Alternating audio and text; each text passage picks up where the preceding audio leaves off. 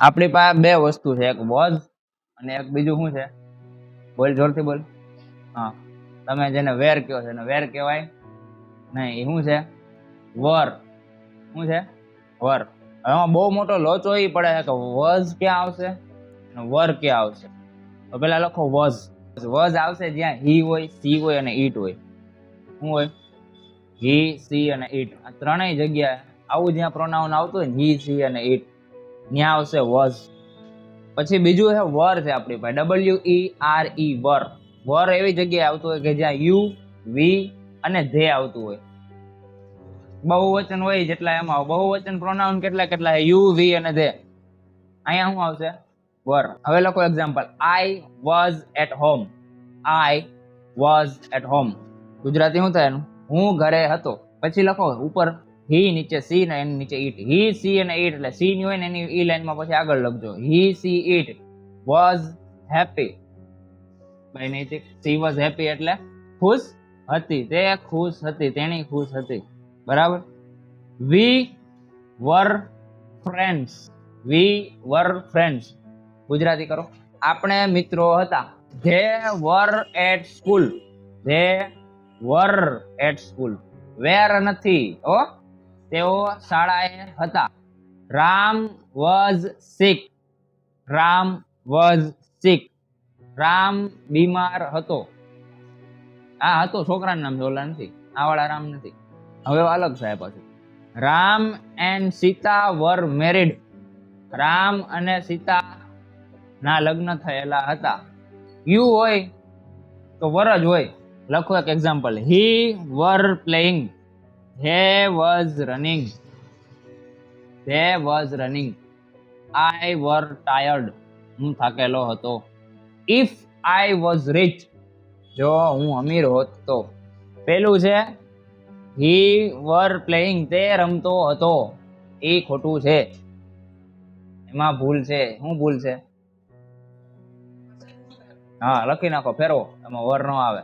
વર આવે નહીં, માથે કરી નાખો વોઝ. They was running. તેઓ દોડતા હતા. પણ તેઓ છે તો શું આવે? વર. પછી છે આઈ વર ટાયર્ડ.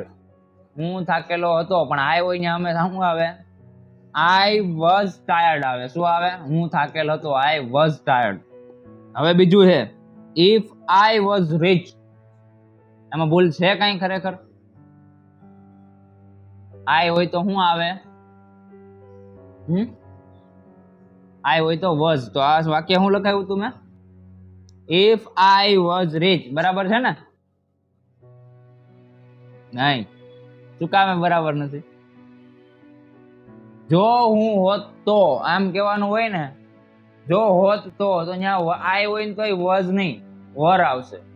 પહેલું સેન્ટેન્સ નું એક્ઝામ્પલ લખો, હી બ્લેન્ક અ ટીચર.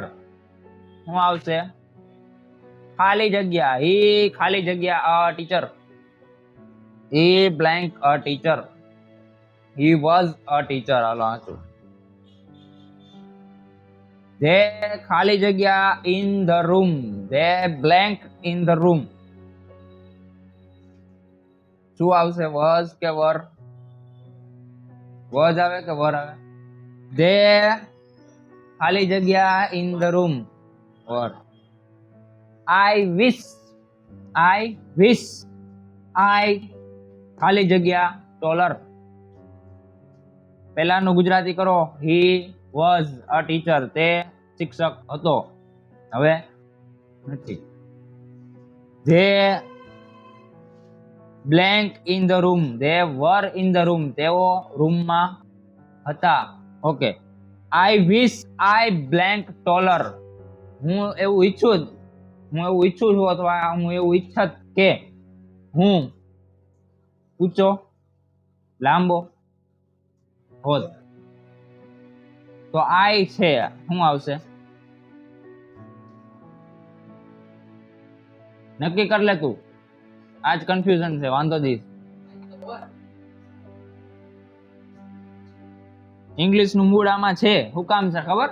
વિશ લખ્યું. જો આમ હોત તો, જો હોત તો પણ છે. ઓલું ટીચર હતો પણ હવે નથી, પણ પહેલા તો હતો ને. આમાં પહેલા નહોતો, આજે નથી, હજી નથી થવાનો, લાંબો નથી જ નહીં, એને ઊંચું થવું થાય છે હવે.